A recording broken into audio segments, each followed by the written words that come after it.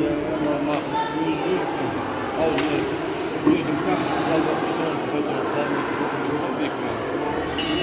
Вот что он там это все не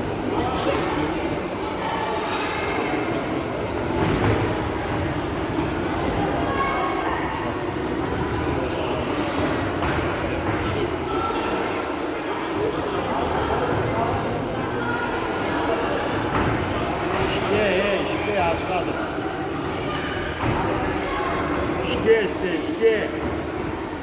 Hele pozisyon veriyor basketbol. Şiş bozuyor. Ana bak. Bak. 30-30.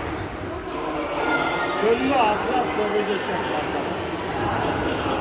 Gol. Şike. Gol şike.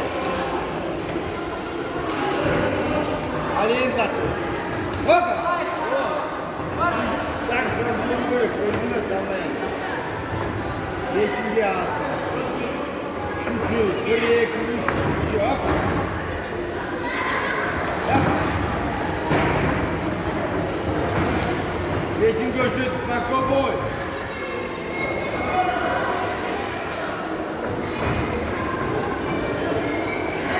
Basma görsün, şike görsün, basma. Haydi. Ne olacak şimdi?